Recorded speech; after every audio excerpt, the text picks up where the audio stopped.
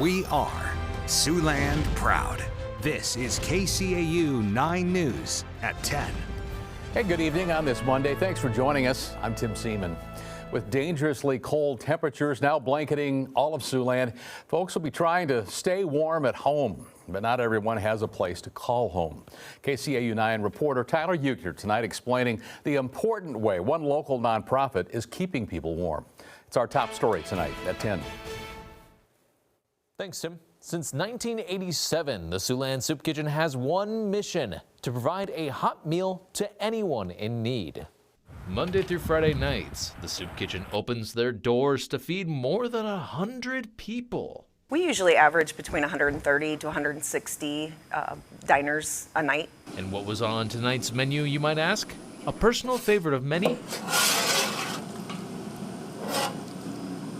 Lasagna. We definitely like to serve a warm meal every night. Today we did pick lasagna due to the cold. I got to make the choice, and that is one of the favorites, and it's a nice, warm, hearty meal. With more than 100 mouths to feed, the Siouxland Soup Kitchen needs all the hands and ingredients to make it possible. Well, we definitely need the volunteers to come and help us prepare. We've got some volunteers in the kitchen right now that are helping prepare tonight's meal. Tonight we're using 50 pounds of ground beef that was donated for the lasagna, and we plan to make enough to serve 170 to 200 people. The Soup Kitchen runs completely off donations and volunteers, and officials thank folks that help them out and encourage more people to join. The donations that we receive allow us to provide a good, healthy meal.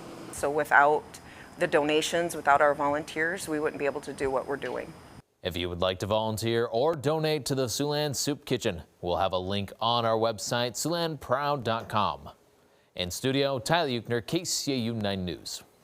All right, Tyler, thanks. And as you may have seen at the bottom of the screen tonight, many school districts have already postponed or canceled classes for tomorrow. Bishop Heelan Catholic Schools among them having a 2-hour late start, while the Dakota Valley School District will be closed. Here in Sioux City, classes tomorrow have been canceled. A complete look at closings and delays can be found on our website. That's siouxlandproud.com. You can also look at the KCAU 9 News app, which is very easy to download. Just go to the Weather tab and click on Closings. Elsewhere tonight, a Nebraska State Patrol trooper has died in a traffic crash on Interstate 80. The NSP says that Trooper Kyle McAssey was responding to a crash on the interstate between Ashland and Greenwood with other troopers. A preliminary investigation revealed the 31-year-old was outside of his patrol vehicle and was hit by a snowplow. Troopers did come to his aid, but the trooper died from his injuries right there at the scene. Tonight, a crash investigation is continuing. Trooper McAssey was a 10-year veteran of the Nebraska State Patrol and was stationed there in Omaha. NSP says that he served in the patrol division, the carrier enforcement, and as well as a crisis negotiator. Authorities will be holding a news conference tomorrow morning in Lincoln. Several Nebraska politicians have been reacting to that deadly crash, including Governor Jim Pillen, releasing a statement saying in part, quote, "We are deeply saddened and our thoughts and prayers are with the family and friends of Trooper McAssey. His loss is a reminder of the call to service bravely demonstrated by our law enforcement personnel every day." A bill that would get rid of obscenity exemptions for public libraries and education institutions in Iowa has drawn some disapproval at the state capitol. That legislation is just one page long, and the House Education Subcommittee voted 2-1 along party lines to advance that measure. The bill would repeal an exemption in the state's obscenity law for public libraries and educational institutions, which protects, quote, appropriate material for educational purposes. People on both sides of that issue were able to speak on the measure during a public hearing before that subcommittee voted. Libraries and schools are increasingly run by people who are unreasonable and don't share most Iowans' values on what's appropriate for children. Iowans can differentiate between a biology textbook and a book like Flamer. I personally saw the book featured on the Ames Library bookmobile. It's your right not to come to the library. Just because there are people out there that you do not agree with does not mean that they are wrong or that they are bad. It means you don't agree with them. We cannot let a little group of people decide what the rest of us want. That measure goes to the House Education Committee next for further discussion on the implications of that bill. Today, there were multiple protests there in Des Moines, as well as around the country, targeting President Trump on what is President's Day. The one at the state capitol today had people on both sides of that viewpoint. If you want to be right here, that's fine, but the volume needs to stay down so they can conduct business in this hearing. Iowa State Patrol troopers had to keep an eye on dozens of protesters who gathered there at the rotunda. They rallied against the Trump administration, and it comes after thousands of federal workers were laid off from different departments in Trump and Elon Musk's efforts to shrink the size of federal government. We're falling into a fascist state. America, the land of democracy, home of the brave, land of the free, is falling into fascism, and we're trying to prevent that, avoid that, and stop that. That protest continued on to the afternoon. The president, by the way, did not have any public events scheduled for today. Well, last year's Boys and Girls Club of Siouxland Youth of the Year has claimed the honor for a second straight year. Ricky Obink was one of 4 candidates for the 2025 honor.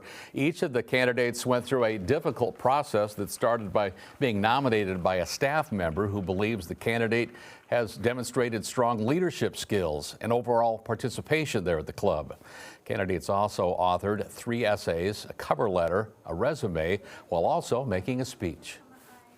I motivate others to try their best, and honestly, I just push others to, speak out for what they're feeling. I'm going to go to the University of Chicago, study engineering to be an engineer at NASA.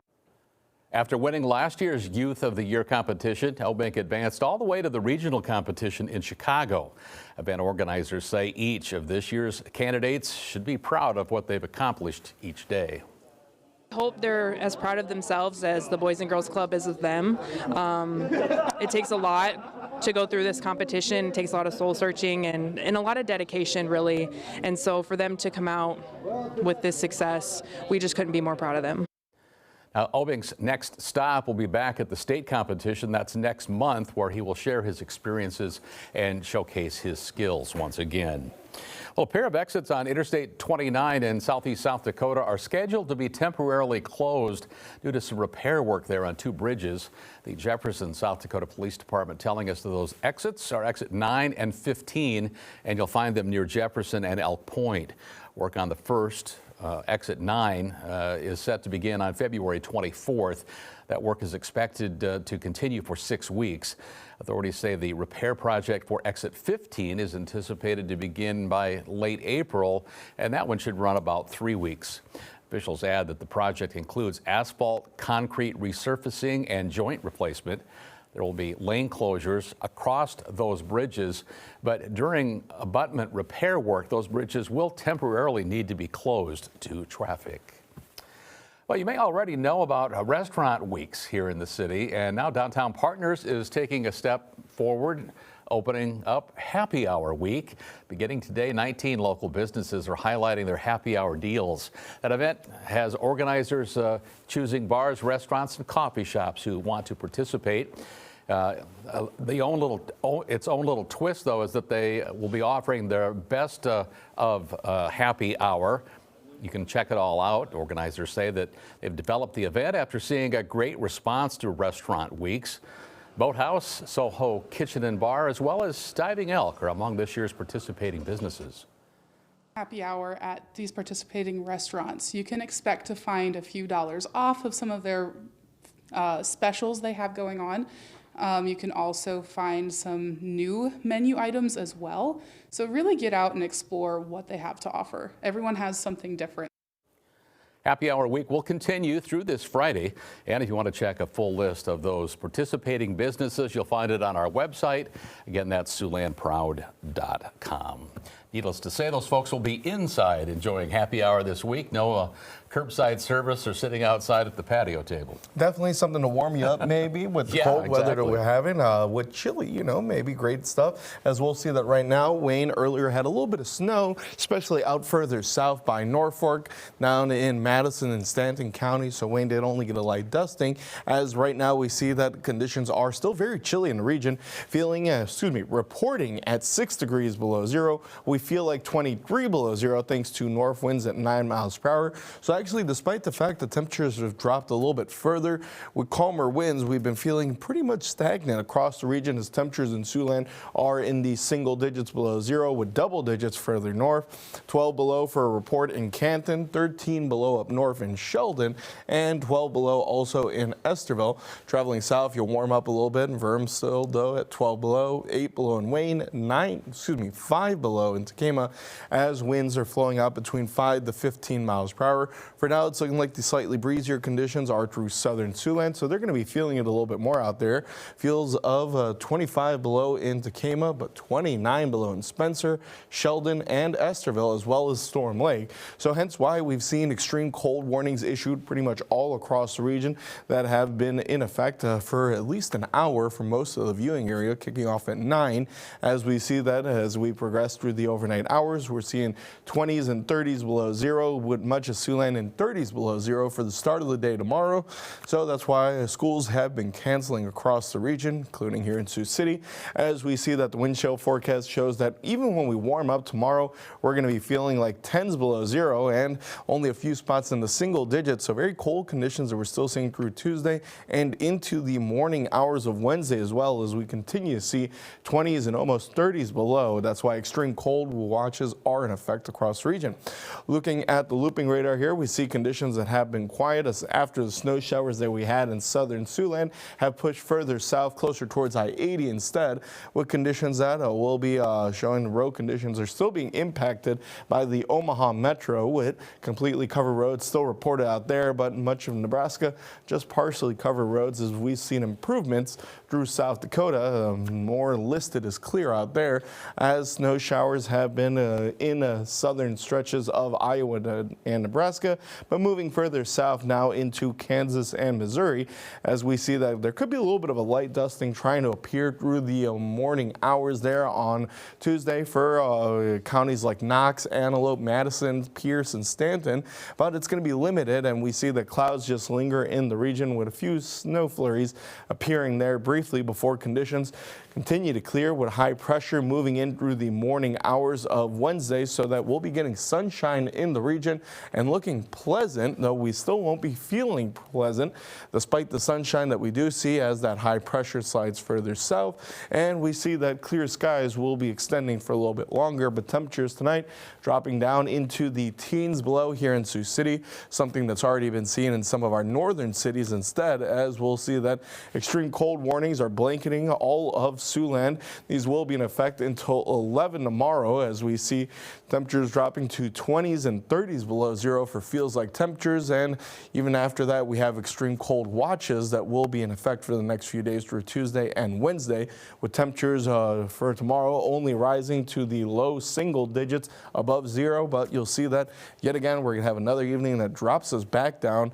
We're seeing below zeros for Tuesday night into Wednesday and Wednesday night into Thursday, as we finally begin to warm up after Wednesday with single digits and then 10s, 30s, and 40s and 50s appearing as we look at next week. So we do have a warmer weekend that's going to feel just terrific after this cold snap.